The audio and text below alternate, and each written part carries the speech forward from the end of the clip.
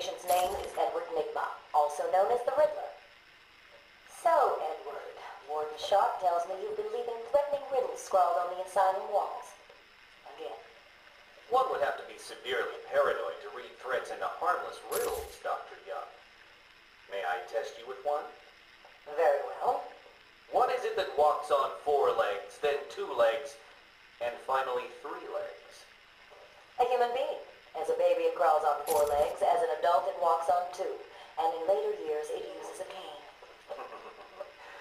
Good try. But the answer to all 3 is a baby. True, it crawls on all 4s, but cut off its legs and it can only wiggle on 2 limbs. Give it a crutch, it can hobble around on 3. You see? It's horrible. How can you even joke about that? Easily, Doctor. It's not my baby. Taped interview 39. Patient's name is Edward Nigma. At this point in time, I've yet to decide if Mr. Nigma is a suitable candidate for the Titan process. I'd like to talk about your childhood. Miserable. Next. By all accounts, that is where your fascination with riddles began. I believe discussing those years could explain your compulsive behavior. Very well. My father hated me. Always called me a moron.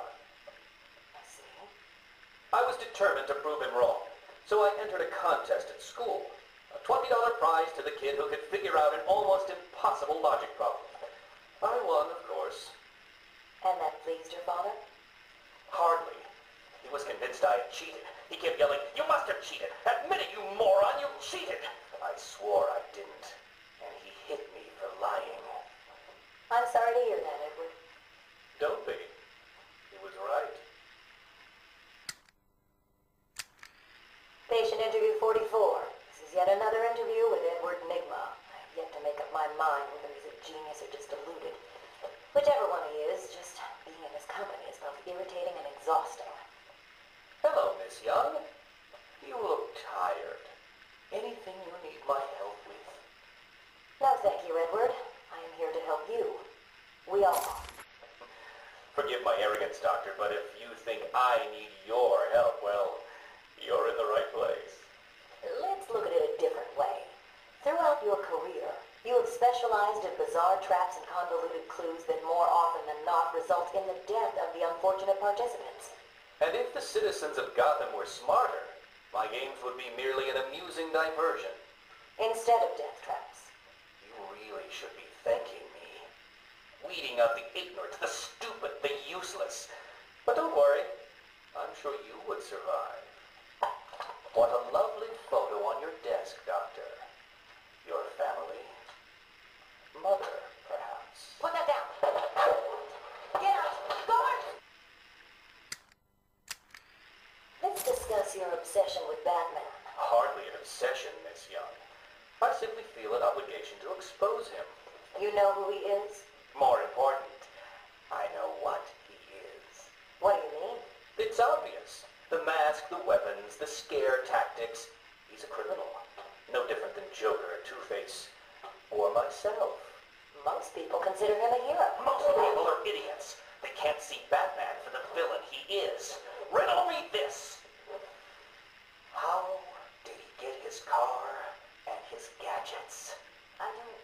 With money stolen from the criminals he defeats. Why does Gordon turn a blind eye to his antics? Batman bribes him. The answers are right in front of your stupid, gawking face. Edward, please, calm down. Wake up, Gotham! No sane, law-abiding man does those things. No one's that selfless. Batman is as vile as they come. Security! Security! This is my final interview with Edward. I have gone as far as I can. I can no longer tolerate his mood swings and tantrums. I have more important work to be getting on with. He will be transferred to Dr. Whistler's care as of next week. Good morning, Doctor. How are you today? I'm fine, thank you, Edward. You're in a good mood. I'm always in rare spirits when I'm about to be released. Edward, you know you don't come up for parole for another 3 years. First thing I'll do is have dinner at that Italian place on 19th Street. Seriously, Edward. I only hope Joker hasn't completely trashed the city. Oh well, I'm sure I'll find out soon enough. Wait. Have you been in contact with the Joker? He escaped Arkham weeks ago. And yet, one hears things. What things? What have you heard? Oh, something about a surprise party for Batman. I forget the rest. You know Joker. Yeah. Edward, if you know anything, you've got to tell me. Lives could be at stake. What did Joker say? You forget, Doctor. I'm the one who asks the riddles. Do not fret, Mr. Mayor. Everything is under control, I promise you. It's not that I don't trust you, Hugo. It's just the headaches. The pain. They come all the time now. Continue to take the medication. It is late, Mr. Mayor. You are tired. You need your sleep. Of course, I need my sleep. You will hang up now. I will hang up now. Imbecile. I couldn't have put it better myself. What? How dare you enter my office? Oh, I'm not in your office. And please don't insult me by attempting to trace this broadcast. You will fail. I take it I am talking to Mr. Edward Nigma. Do you know of any other inmate in your twisted little penitentiary who is ingenious enough to arrange this little chat? Narcissism, a compulsive desire to prove his intellect, and a predilection for riddles. You've read my file. Of course. Good. Then let's get started. How do you attempt to understand what is going on in Arkham City when all of the answers are strange? Good evening, Hugo. I believe it is time for our one-on-one. No. It is time for you to stop this and give up. My tiger guards will find you, and when that happens, I will perform the procedure on you myself. Procedure? Oh, you mean what you did to all those poor fools back at the asylum. To be honest, I think you did them a favor. How do I know that you requested access to all the most forgettable patients and proceeded to melt their brains with the help of that confused milliner? Or did you mean, how do I know that you have been providing the ex-warden with your own special medication? No doubt intended to render his synapses more malleable to your suggestions. Or maybe you are currently wondering if I know about the secret panel in your closet. How it slides back to reveal what you want most. How you sit, wearing that suit, crying into your hands as you question whether you are really worthy. What do you want, Mr. Nigma? Oh, that's easy. I want exactly what you want. And what's that? Batman, dead. Humiliated, but dead. Knock, knock, Professor. Guess who? I grow tired of these insipid games, Mr. Nigma. If you wish to speak to me, my guards will escort you safely to my tower. Please, Hugo. If you're going to set a trap, at least pretend to try harder than that. No traps, Edward.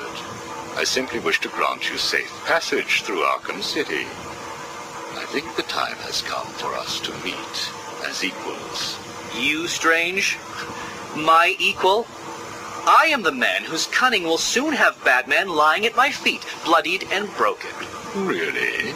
Then I will pull off his mask and look into his dull, dying eyes.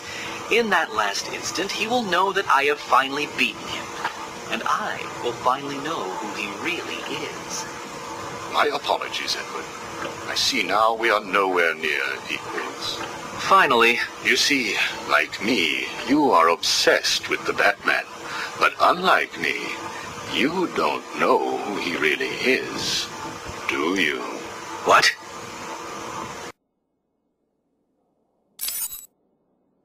I know you are lying, Strange. There is no way that you could have figured it out. It's some kind of trick. It must be. Oh, I use no tricks, no childish puzzles.